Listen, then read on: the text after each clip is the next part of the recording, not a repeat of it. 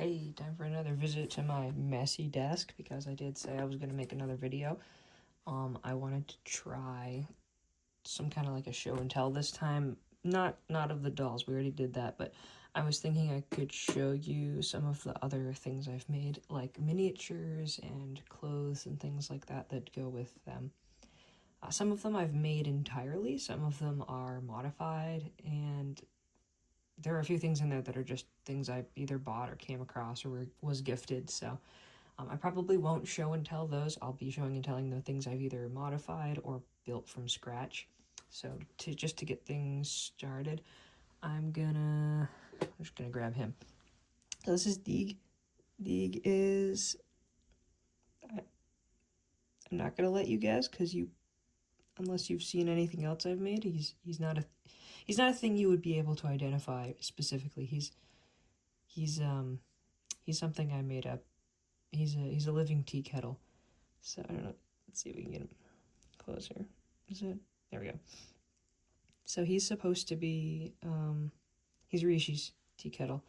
So when he travels, he brings him with him. This is a creature that's been selectively bred to pretty much make tea inside its body. There's some deep science, fakey science, sci-fi science, real cool science that I've been using to explain how they work, but I'm not going to get into all that. It's essentially they suck up leaves and water, cook them for a while in there, and then they get some nutrients from that transaction, and then this is the entry exit of their body, just like some worms, some flatworms. There's only one way in and out, so it comes back out his mouth thing as tea, and that's pretty much how that works. But he's not very smart. He doesn't need to be. He's just he probably can handle the same sort of neural load as like a sea cucumber, maybe a very intelligent sponge. I'm not entirely sure on that one, but he doesn't think. We're not paying him to think. He's just the teapot. But he is a kind of a couch potato, so he likes to sit with Rishi. He'll sit on his lap. He'll just kind of. He's cute. He just kind of hangs out. He likes to be comfy. That's about it. But he can hold him. And he's pretty good at being on his lap. He's very good at that. And he's warm when he's cooking his tea. Deeg is, so he's like a little hot water bottle. So when it's cold out, he's extremely good to sit with. So that's sort of a dual purpose situation. And let me just get something here. So here we go. This is a tea tray that I made. This is the wooden bit I got. I don't know if it was supposed to be like a seedling tray or some kind of a garden thing when I got it, but it didn't have these little handles. It was just a wooden. It was light colored too. It's not even I painted that to be darker, so it looks more vintage. And then I wanted to have some kind of an old-timey looking, like a vintagey design, and I thought I should do something with these guys. There are sort of like a dino bird thing on Rishi's homeworld. Despite what you might think, he isn't from Earth. He's like a space human. All my humans in my world are from a different place, and they're they're a little different. I don't think I got into it in the other video as much, but he is not exactly the same as a human. He's a boomian, so that means his arm and leg length is equal, just about, more so than a human would be on average. Boomians typically have the same arm length as leg length, and that can be long or short. And a lot of them have green or bluish green sort of involved somewhere on their skin, hair, things like that, maybe even eyes. It's because they're symbiotic with a type of algae that lives in their body, and that's helpful for removing the radiation from their systems, because their planet has a little bit of background radiation that could make them sick otherwise, cause all kinds of nasty problems. So that's helpful for them, but sometimes it does come with side effects. Rishi here is a perfect example of having a lot of cyanosymbionts inside of him. Well, actually, he's the cyanosymbiont. I should say a lot of cyanobacteria inside of him. That's the best way to say it. So the algae that live in him, they're doing their job. And in fact, he's even like 0.5% photosynthetic, which is cool. However, he gets nauseous a lot, and I think it probably sucks a lot of the metals out of his body, so I don't know if that makes him anemic or what, but he definitely needs to make sure he's getting his nutrients food-wise, because yeah, the algae requires a lot of that from his body, so he needs to take care of himself. He can have, he's prone to dizzy spells and things like that, but otherwise he's fine. But he does suffer from some of the more major side effects of being a cyanosymbiont. Anyway, I'm getting way off topic. This is something from his planet. And these things, these little dino bird guys, this is like their poultry. They're very common. They're domestic fowl. So this would be something they would eat, but also just like a rooster, you know, it's sort of got a nice, like sort of a heraldic look to it. I wanted it to feel kind of like that, like a pretty piece. Let's see. I've got Burry's sweater. This is kind of cute. Burry is back there. I don't know if she's in the shot. Yeah, she's in the shot. Burry. Let me grab her. Oh, actually, while she's here, I'll show you her tool belt. Someone gave me these tools, and I was like, you know what? That is perfect, because she actually has a little tool belt in my imagination when I draw her, things like that. So I was able to secure this little seat belt thing. Hang on, let me see if I can get this open. Ugh.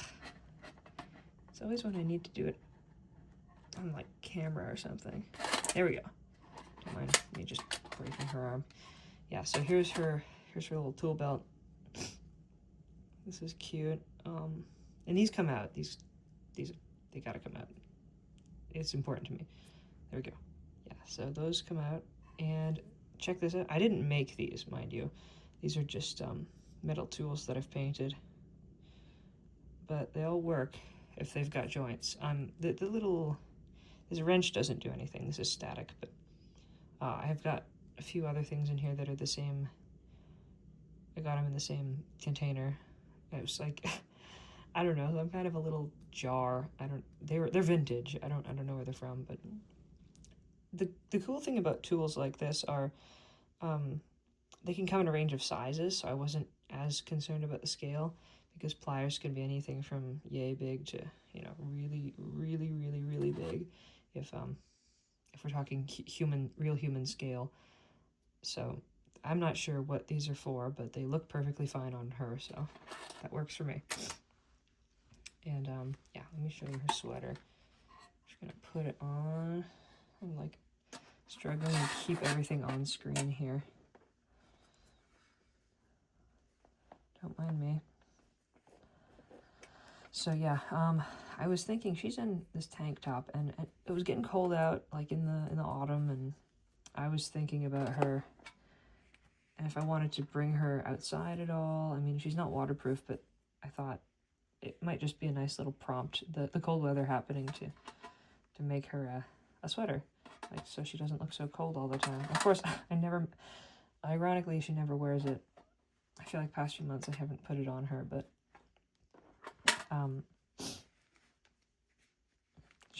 she can wear it. Let me just, there we go. Can you see that? Is that on screen? I'm gonna move this, just switch places with, yeah, that's better.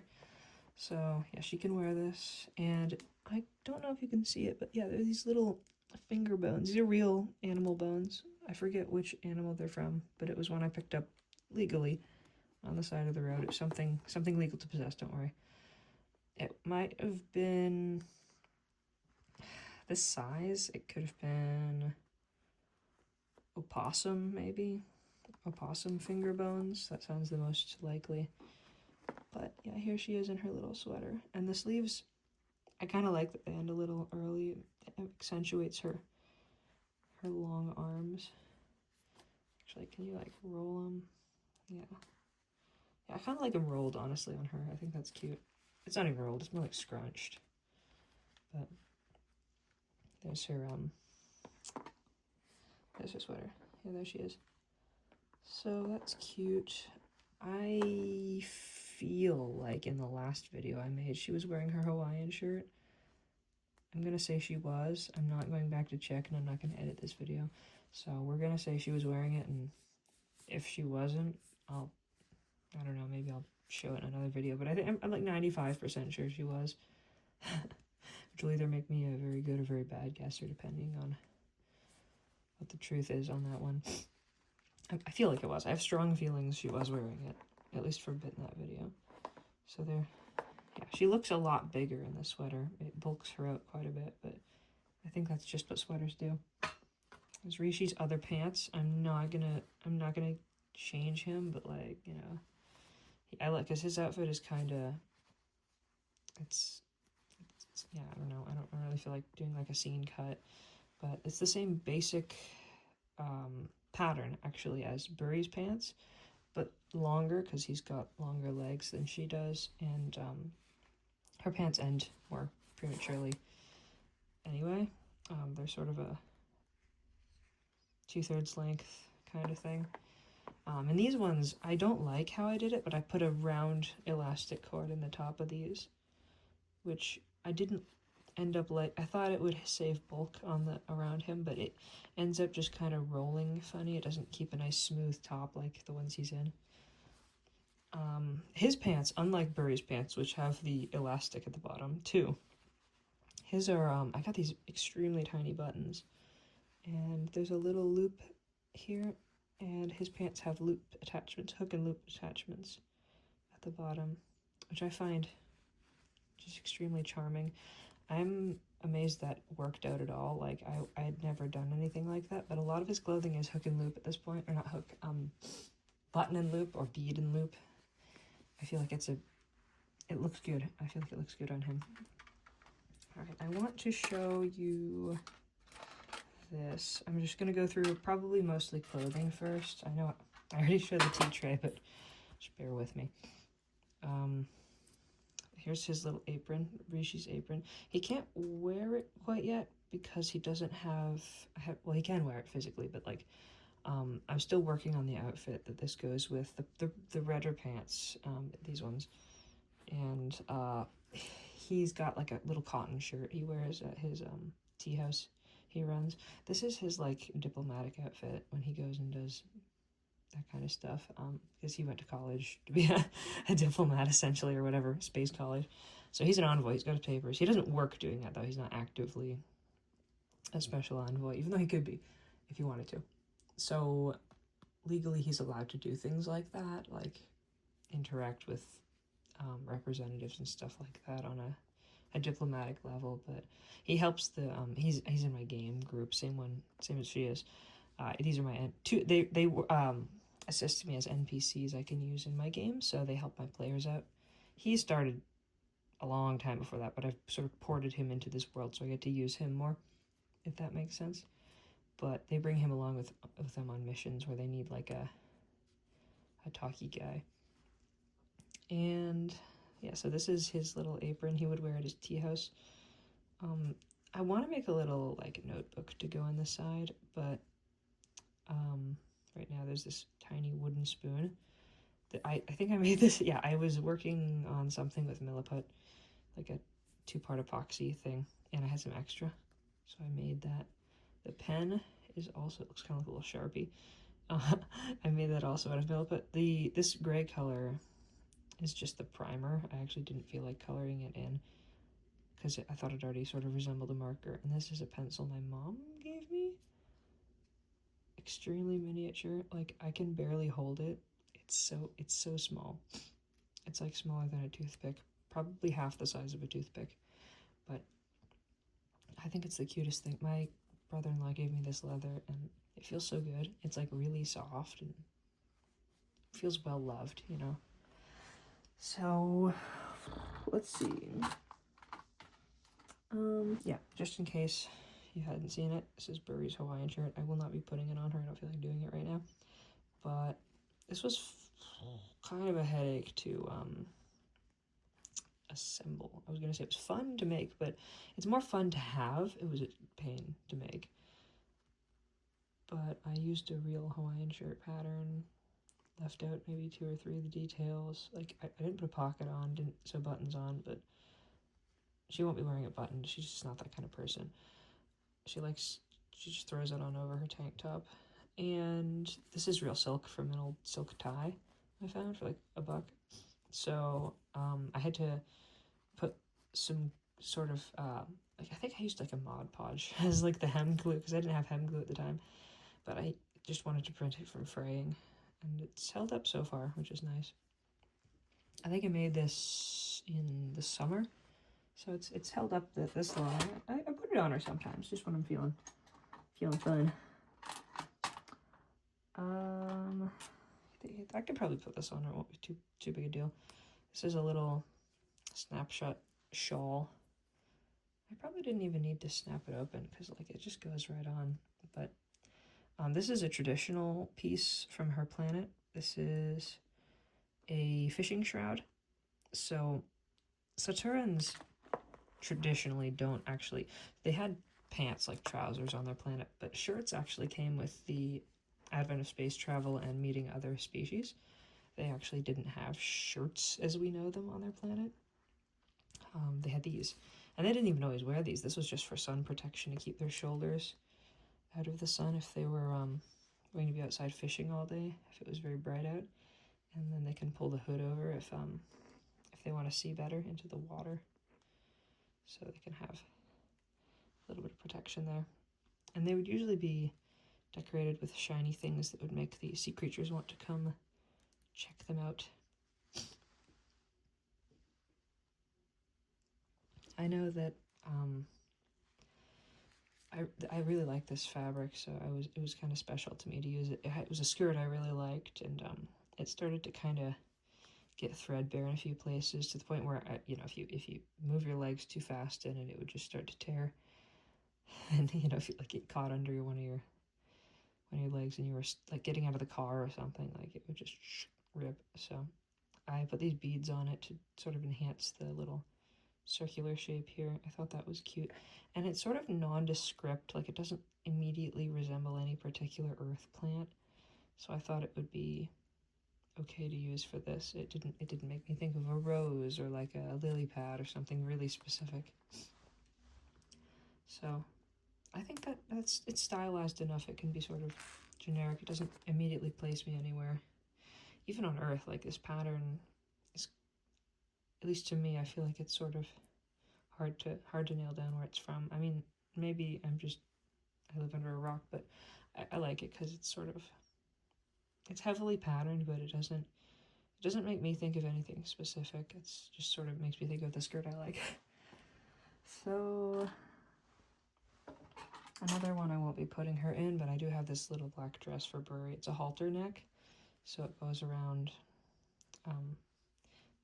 the top here, buttons around her neck, and then she just slips into this. I think she looks nice in a thinner skirt. What is it called? Like a pencil skirt. I think she looks nicer in more of a pencil skirt. So, unlike me, I'm a broomstick skirt kind of person. But I do not look like. Well, I have short legs like Bury, but yeah, we're different.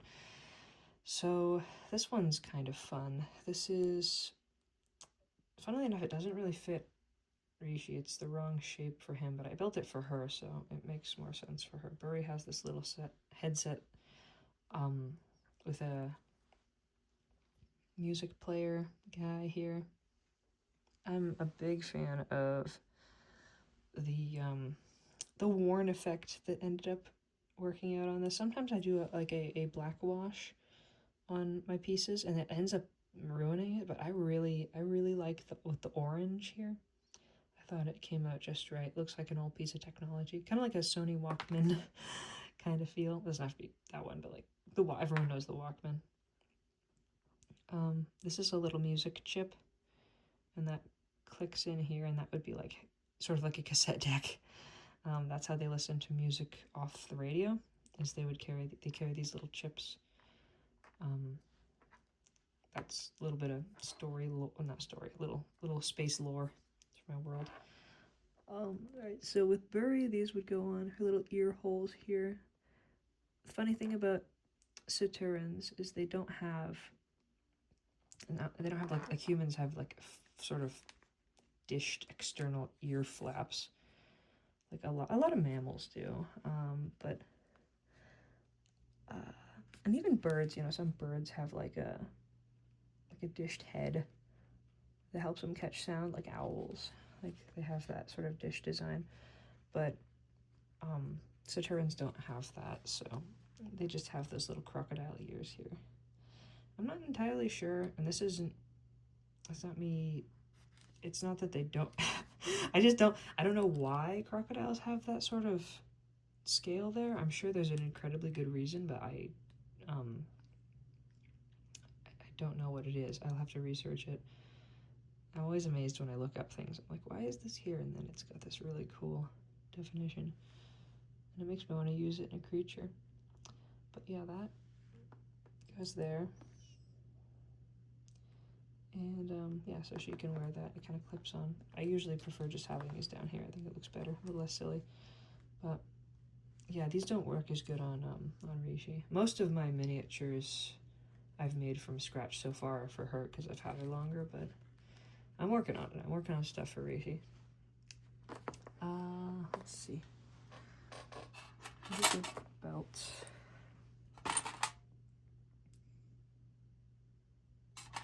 Oh, here's her little coffee mug. I wrote on it. This is cute. This is written in commercial. It's not a very well-made coffee mug. I've made better since, but I don't know. It feels like something she would have. It's just like kind of shoddily made. Like she probably got it a million years ago and still uses it because, like, why not? Let me see. I know one of her hands fits it. Let me see which one it is. It's gonna have to be this one because come on. I know you can hold this mug. You're being a pain about it. Oh, there. Wait. Oh, I almost had it. Almost. Okay. Okay, I see. Counterintuitively, she doesn't use the handle. Yeah, so she can hold it, but she holds it a little funny. Yeah, it's in commercial. This says working on it. Commercial, like basic in Star Wars, is commercial is just the word I use for the spoken language of whoever's playing the game, my game group. Of course, we hear it as English, but if someone were playing the game in the Spanish or any other language, you could play it in any language, whatever language you wanted, and as long as that was the language of your group that you all understood, that would be what you'd speak as commercial. Commercial is just the shared language that most of the characters speak. There are some characters who do not speak it. I've got a little bit kind, which is like a robot in my world, and he's in the group. He doesn't speak commercial. He can understand commercial. He's sort of like Chewbacca. He can understand it, but he doesn't. He can't form the words to speak commercial, which we hear as English. So, yeah, he mostly just makes little weird robot noises, but he speaks what's called bit. Bit is the language of the bit kind, and most of the group speaks bit though, so they can just about all understand him, or they're at least a handshake away from someone who can. I'm having a hard time tying this little bow right now, but just assume I've tied it really nicely. This is made of, for lack of a better explanation, fruit leather. Sort of like, there are big fruits on their planet, and then they eat them, and then the skin is so thick, they have a special way of tanning it to turn it into like a hard shell. They can make armor out of it sometimes, like this, sort of like a hip guard. This is another traditional piece from her planet, and I want to make more so I can give her like a full traditional outfit, but I haven't quite got there yet, so yeah, this is the fruit that would have been, this is a variant of that kind of fruit. They have these big trees on their planet that have these almost like a jackfruit durian kind of size, thickness, And this one I put magnets in it so you can open it up and see inside. So this is something she would eat a lot of if she lived on her homeworld still. But yeah, she lives on a spaceship, so she doesn't get as much fresh fruit as she would probably like. Speaking of, there's another group of things. There's two temat. Temat are they're a little like a banana. They sort of, I don't know if you can tell, they sort of have like an orange slice sort of a shape from, if you look from the top down, where it's arched on the outside and then very wedge-like here. So it sort of resembles like a citrus section. And I've peeled it and I have a little bite out of it on this one, so you can see the flesh of the fruit in here underneath the peel. And I try to paint them similarly, so they look like they're from about the same ripeness.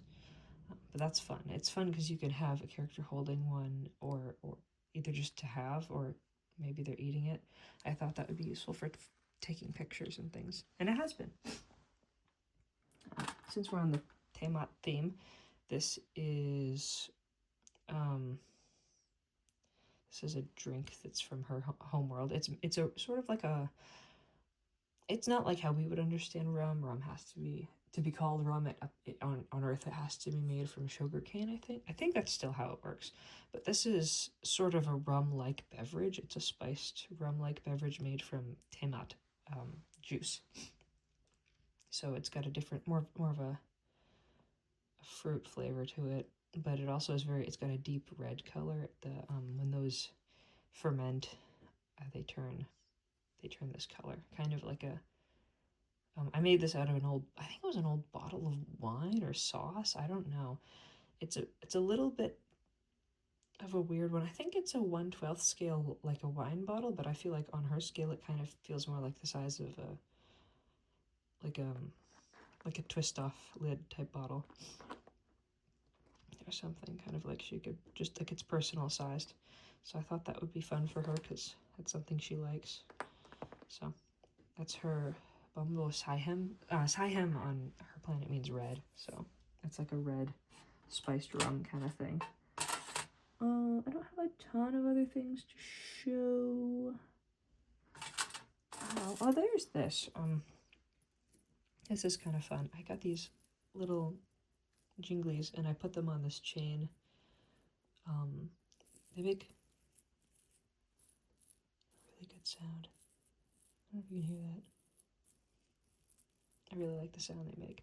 But these would clip on either side of Rishi's pants because he, along with being an envoy and a tea house owner guy, he also loves to dance and needs to add a little music to him when he moves around. So he'd wear those over his pants, his other pants. I don't know. I never draw him dancing in these because they're just not as striking by themselves. But yeah, he'll wear like the little jinglies sometimes just for fun. And let's see here. I have a couple of mugs. I just have to find them. There's one mug. And there was a second one. I just don't know where it is. I don't know where it's gone. It's not in here, is it? It could be in here. No, doesn't appear to be. Okay, well, I've lost it, I guess. I'm sure it will turn up somewhere. But as for now, I don't know where it is. That's fun. Okay, well, besides that, one thing, I guess, I could still show you, but I think what's really cute is in the little tray. Normally I'd have both little mugs, but I'll have to use Burry's mug for now. I'll just stick that there. That's cute enough. But yeah, he can rest on the little tea tray, Deacon. So he's the teapot, you know. And you can arrange him however you like. He could be in the middle. That looks cute. But yeah, you could bring him out. Oh, sorry. You could bring him out on the little tea tray. I'm working on, my dad was helping me with a little, he cut out some wood to make like a diorama corner. I've already made, out of cardboard, I made Burry's little, that was in the background of my last video of them. I had that little cardboard cut out of her, like, boiler room on the spaceship, but I wanted to make his tea house. He's looking at nothing right now. Deeg is gone. But, I wanted to put, like, a little diorama together of his tea house. I thought that would be super cute. That's the reason I'm making some of these miniatures. And oh, before I go, I forgot. Wait, let me grab it. Yeah, okay. I'm like, can I reach? I can reach. This is fun. My brother-in-law, my brother-in-law ran a game. He sometimes will be like a guest to GM. It's cute because I get to play and I have a good time. And he's really good at it, but I have this little tree I made because when he ran the game, I got to play, and one of the things I found while I was playing was this little, I guess for all intents and purposes, kind of like a mangrove tamarind hybrid kind of thing. I found a seedling, or a seed pod from it, and so now in Rishi's tea house, he's got a little one growing.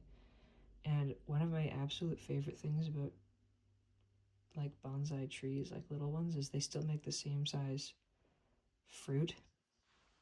At least everywhere I've seen it, they make the same size fruit as they would if they were a big tree, which I think is precious. I hope it doesn't hurt them. But yeah, I put these actually unhook. I made these little tamarind pods that you can hook on the tree. So that, I don't know, I like that they kind of dangle, so you can, I don't know, they just feel more realistic that way. But this was a real project to make. I had to do all these leaves out of, I didn't know how to do them, so I made them out of fabric paint, and I just sort of, just like you do like chocolate melting onto a sheet of plastic, and then you'd like peel them back, or like a vinyl sheet. I did pretty much the same thing with the leaves. I waited till they dried a few days, and I peeled them off, and then I painted them all. Oh, actually, I put them on the tree, and then I painted them all. Gluing them on was not the worst. I had some super glue, and that was the easiest thing to put them on with. But the tree itself is like wrapped wire that I covered in green stuff, which is like an epoxy putty. But anyway, that's that. So I think that's super cute. I've never made a plant before, like a living growing plant. So that was it was a learning experience. I did enjoy it. I thought it was fun to do. So these types of things will be going in his little tea house just to make it cozier. I thought a plant would make things warmer in there, more inviting. But it couldn't be too big because it's not a huge tea house. I needed a little tree. I want to do some, like, I don't know how to describe, like pizza parlor vines kind of going around too. I thought that would be cute. I've drawn them before, but they'd have to be like spacier looking. Space pizza plant. So I guess that's all for this video. That's pretty much all the miniatures that I have that are worth talking about, and I'll see you in the next video.